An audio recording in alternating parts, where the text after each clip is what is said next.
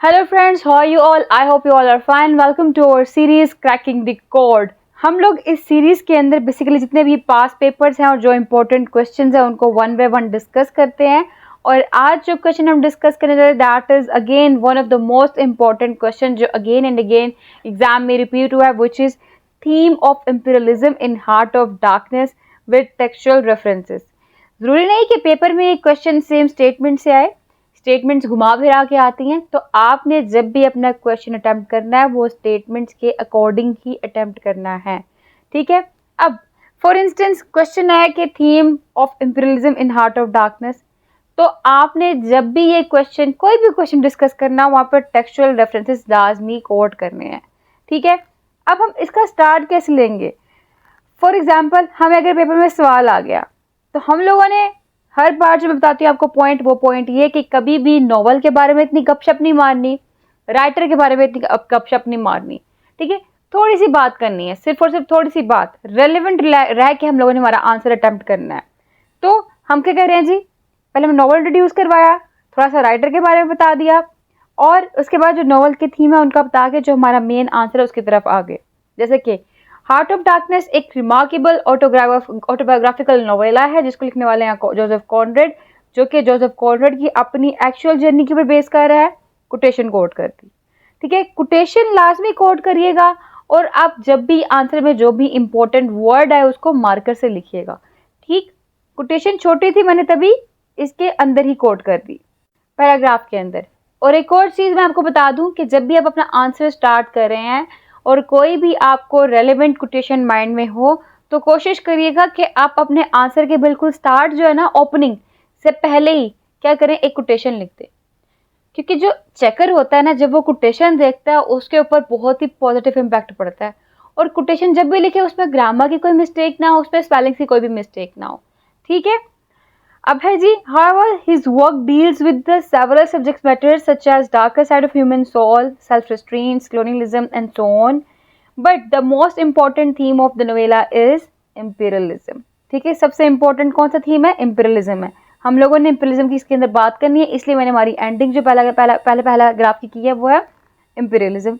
अब मैं नेक्स्ट पे बता रही हूँ जी imperialism है क्या, तो वो भी इतनी ज़्यादा नहीं फेंकनी है, टू दी पॉइंट रह के बताना है कि इम्पीरियलिज्म क्या है। एक पावरफुल कंट्री जब अपनी स्ट्रेंथ यूज़ करते हुए अपनी वीकर कंट्री को कंट्रोल में लेके आती है, उसको हम लोग इम्पीरियलिज्म कहते हैं। ठीक है। कि when a powerful country uses its strength to take over other places using force और money to make itself even stronger. ठीक है। ये इम्पीरियलिज्म कहलाता है। अब इम्पीरियलिज्म के दो पर्सपेक्टिव है, एक कॉलोनाइजर का, एक कॉलोनाइज्ड का। कॉलोनाइजर कहते हैं ये प्रैक्टिस है सिविलाइजेशन की अनसिविलाइज्ड नेशन को सिविलाइज करने के लिए। ठीक है। जबकि कॉलोनाइज कहते हैं कि नहीं, ये एक्ट है किस चीज़ का, ये ब्रूटल प्रैक्टिस है, ये एक्ट ऑफ लूटिंग है, एक्सप्लॉइटिंग है। ठीक है। तो मैंने क्या किया, आप देख रहे होंगे कि पैराग्राफ चल रहा है, पैराग्राफ मेरा हमेशा इंटेंडेड फॉर्म में ही है। हमने जब भी पेपर में आंसर अटेम्प्ट करना है इंटेंडेड फॉर्म में ही लिखना है पैराग्राफ को। जो भी इंपॉर्टेंट वर्ड आ रहे हैं, जो भी इंपॉर्टेंट कोटेशन आ रही है, मैं उसको बोल्ड कर रही हूँ, आपने उसको मार्कर से लिखना है अपने पैराग्राफ के अंदर। आप इस तरीके से अपना पेपर अटेम्प्ट करेंगे ना, यानी कि पहला पैराग्राफ स्टार्ट किया है, अपनी स्टेटमेंट के अकॉर्डिंग आपने वो स्टार्ट ले लिया, उस पैराग्राफ की एंडिंग आपने की है ना, जिस वर्ड पे उसकी एंडिंग की है ना, उस वर्ड से आपने सेकंड पैराग्राफ स्टार्ट कर लिया, उसी कॉन्सेप्ट से। सेकंड पैराग्राफ की जहाँ पे एंडिंग हो रही है वहाँ से आपने थर्ड पैराग्राफ अपना स्टार्ट कर लिया। क्लियर? कि इस तरह पैराग्राफ लिखें और पैराग्राफ में जहाँ पे भी इंपॉर्टेंट वर्ड्स आ रहे हैं उसको लाजमी आप हाईलाइट करें। ठीक है। यहाँ तो नीचे मार्कर फेर दें या वो मार्कर से लिख लें, उससे बहुत नीटनेस और सिमेट्री और ब्यूटी आती है पेपर के अंदर। अब मैंने क्या कहा जी, कि मैंने यहाँ पे कहा कि इम्पीरियलिज्म क्या होता है, कॉलोनाइजर का क्या व्यू है इसके बारे में, कॉलोनाइज ने क्या कहा इसके बारे में। मैंने दोनों पर्सपेक्टिव लिख दिए, मार्कर से मैंने इनको बोल्ड कर दिया। फिर मैंने क्या कहा, and the perspective of colonised nation is evident in the work heart of darkness by Joseph Conrad. ठीक है। इसके अंदर बहुत ज़्यादा हम लोगों को क्लियर नजर आता है। यहाँ मैंने बात कर ली अपनी। अब मैं क्या कर रही हूँ, अब मैं हार्ट ऑफ डार्कनेस में कहाँ कहाँ नजर आता है और कैसे कैसे नजर आता है मैं वो बताऊंगी। कि heart of darkness is full of passages that highlight the destructiveness of imperialism. For example, Marlow describes the way that Europeans have decimated the African population. मैंने यहाँ पे एक बात की मैंने उसको सपोर्ट कैसे किया? अपनी कोटेशन के साथ। ये बहुत इंपॉर्टेंट कोटेशन है, आप इसको बहुत जगह पे कोट कर सकते हैं, ठीक है। The word ivory rang in the air, was whispered, was sighed, you would think they were praying to it, ठीक है। बहुत इंपॉर्टेंट क्वेश्चन है कि हर जगह आइवरी आइवरी आइवरी की बातें हो रही थी। आइवरी बेसिकली हाथी के दांत, आप देखें, क्योंकि अफ्रीकन हाथी के दांतों की वजह से फेमस है, और अमेरिकन जो थे, सॉरी जो ब्रिटिशर्स थे वहाँ पे, जो वाइट मैन थे वहाँ पे, वो हर जगह से आइवरी आइवरी आइवरी ही कलेक्ट कर रहे थे। तो इसलिए यहाँ पे कहा गया कि जो वर्ड आइवरी है वो क्या है? Was whispered, was sighed, you would think they were praying to, जैसे वो उसकी इबादत कर, उसकी पूजा कर रहे हो। आप चाहें तो ऐसे स्टार्ट ले लें, या आप स्टार्ट में ये भी कह सकते हैं, लाइक कहते हैं ना स्टेप बाय स्टेप नॉवल की डिस्क्रिप्शन को फॉलो करना। जैसे आपने इंट्रोडक्शन बता दिया, अब आपने उसको नॉवल के ऊपर अप्लाई करना है, तो आप कह दो कि इन द वेरी बिगिनिंग, जब नॉवल की स्टार्ट होती है तो नॉवल की स्टार्ट पे ही जो हमारा राइटर है वो मार्लो के कैरेक्टर के थ्रू ही हम लोग को इम्पीरियलिज्म की हिंट दे देता है। जब मार्लो अपनी लिली नाम की फिश वो शिप चलाते हुए बातें करता है, तो वहाँ पे वो रोमन कन्क्रूर की बात करता है, जिसमें वो कहता है once Roman conqueror came into Europe, they were not colonialist but conqueror, ठीक है। यानी कि स्टार्टिंग से हमारे को वो कॉलोनियलिज्म की हिंट दे देता है, इम्पीरियलिज्म की हिंट दे देता है।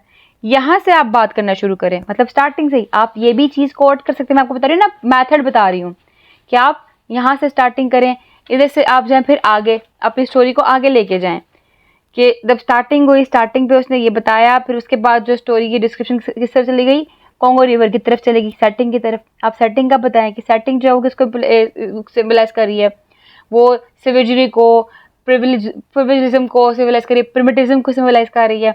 सेटिंग के बाद आप कैरेक्टर की तरफ आ जाएं, कैरेक्टर के बाद आप स्टोरी में वन बाय वन जो इवेंट्स आ रहे हैं उनके बारे में बता दें। स्टोरी में वन बाय वन इवेंट्स क्या थे? जर्नी शुरू हुई, ठीक है, पहला station, second and last station.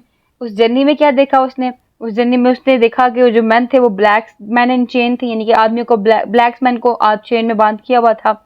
आप बता दीजिए, वो जो ब्लैक्स थे उनको नेकेड किया हुआ था, और अगर मार्लो ने उनको खाने के लिए ऑफर किया तो उनको खाना नहीं आता था, उसने बिस्किट से रिफ्यूज किया, यानी कि उसको पता ही नहीं खाना क्या होता है। जहाँ पे अगेन इम्पीरियलिज्म की प्रैक्टिस दिखाई गई हुई है, ठीक है। और फिर उसने आगे अपनी जर्नी में किया तो देखा कि लोग आइवरी आइवरी कर रहे थे, वहाँ पे आप कोटेशन कोड कर लें, यानी कि एक सीक्वेंस के अगर साथ चलना है अपने स्टोरी के, तो आप ये वाला सीक्वेंस फॉलो कर सकते हैं। वरना आपने अगर लाइक जो मतलब मेन आंसर ही अटेम्प्ट करना है, तो ये तरीका जो मैंने आपको यहाँ पे आंसर लिखा हुआ है इस तरीके से अटेम्प्ट कर सकते हैं कि मल्टीपल प्लेसेस पे जो कोटेशन आई हैं उन कोटेशन को लेकर आप थोड़ी थोड़ी डिस्क्रिप्शन देके कोटेशन कोड कर दें। जैसे हमने अभी स्टार्टिंग इस आंसर में ली थी, यहाँ पे कैसे ली? हमने बताया थोड़ा सा नॉवल के बारे में, जो हमारा थीम है इसके अंदर मेन, उसके बारे में, हमारे थीम के बारे में बता दिया कि इम्पीरियलिज्म क्या है। फिर हमने नॉवल के बारे में शुरू कर लिया कि नॉवल में कहाँ कहाँ पे आ रहा है, कि एक तो हमने बता दिया कि जो European have decimated the African population, क्या हुआ? आइवरी आइवरी हर जगह हो रहा था। फिर he also describe the way that the Europeans have enslaved the Africans, कैसे? They were all chained together neck and leg by a thick rope, they were like wild beast in a cage, कि उन्होंने क्या किया था? जो Europeans थे उन्होंने Africans को चेन के अंदर बंद किया हुआ था, हर रस्सी के साथ, ठीक है। They were like wild beast in cage. अभी देखो इस कोटेशन के अंदर ही हम लोग को नजर आ रहा है कि कॉलोनाइज के लिए कितना डेरोगेटरी और sewage kind of word use किया, विच इज वाइल्ड बीस्ट, ठीक है, कि वो प्रिमिटिव है, वो वाइल्ड बीस्ट है, इस तरह उनके साथ ट्रीट किया जा रहा था, ठीक। ये भी कोटेशन इम्पीरियलिज्म की एग्जाम्पल है। तो through these passages Conrad shows how imperialism can lead to violence, exploitation and dehumanisation. इसी के साथ साथ आगे देखें further, the subject matter of imperialism is also evident in the novella language. Language के अंदर भी नजर आता है हम लोगों को। उसने क्या किया कॉमरेड ने? use vivid and often disturbing imagery to create a sense of brutality of imperialism. For example, he describes the way that the Africans are tortured. फिर हम लोगों ने किया, अच्छा कोटेशन के लिए याद रखें आप, ये देखिए यहाँ पे लाइन खाली, यहाँ पे लाइन खाली है ना। जब भी पेपर पे आपने आंसर लिखना है ना, और जब कोटेशन लिखनी है, तो देखिए ये सेंटर्ड में लिखी हुई मैंने। कोशिश करना है कोटेशन सेंटर से शुरू करनी है, ठीक। ऐसे नहीं करना कि सेंटर से शुरू करके आप आगे तक जा रहे हो, नहीं, सेंटर से शुरू करके सेंटर में लानी है। सेंटर पे खत्म नहीं हो रही, फिर नेक्स्ट लाइन में आ जाएं और सेंटर में ही रहे, यानी कि ये पैटर्न ही रखें, ठीक है, इतना ही। तो अच्छा, अब सेंटर से कोटेशन शुरू हुई है मेरी, एक लाइन का आपने गैप देना है, फिर एक लाइन स्किप करनी है, ठीक है, ये हमारा इंटेंडेड में पैराग्राफ शुरू हुआ है, एक लाइन छोड़ दी, कोटेशन लिखी, बोल्ड वे में लिखी, फिर एक लाइन छोड़ दी, फिर नेक्स्ट पैराग्राफ शुरू करना है हम लोगों ने। और जब भी नेक्स्ट शुरू करना है तो ये देखिए, ये मेरी मिस्टेक ही ऑल्सो यूज, आपने ये हमेशा नेक्स्ट लाइन जो है, नेक्स्ट पैराग्राफ जब भी शुरू करना है इंटेंडेड फॉर्म में शुरू करना है। ठीक, इंटेंडेड फॉर्म इस फॉर्म को कहते हैं जो आप देख रहे हैं ऊपर। एनी हाउ, फिर उसके बाद कहता है they had been driven with whips like cattle, they had been shot at like animals। ठीक है, भी कोटेशन कोट होगी हमारी जो इंपीरियलिज्म को सपोर्ट कर रही है। अगर he also describe the way that Europeans treat Africans as if they were not human, they were nothing more than human freight. ठीक है, ये भी कोटेशन हमारी आ गई। अच्छा, अब इसके साथ साथ हम लोग क्या करेंगे, through his language Conrad makes it clear that imperialism is a dehumanising force that destroys both the coloniser and colonised. ठीक है, अब इसके साथ हम क्या करेंगे, एक और पॉइंट मैंने बताया था, आप कर्ट्स के कैरेक्टर को भी कोड कर सकते हैं।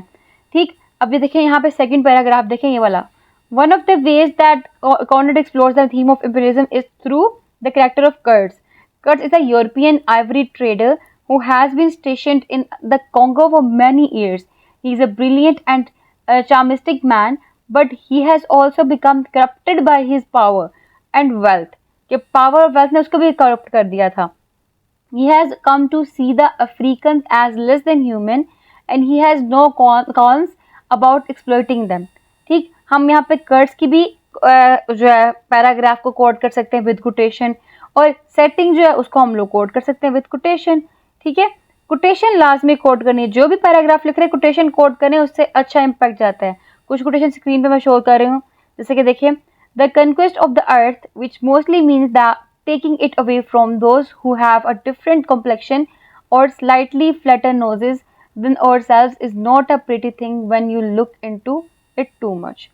फिर the idea of killing somebody had never entered his head. ठीक है, फिर उसके बाद एक्सटर्मिनेट ऑल द ब्रूट्स, ये भी इंपॉर्टेंट कोटेशन है, और द हॉरर ये भी इंपॉर्टेंट कोटेशन है।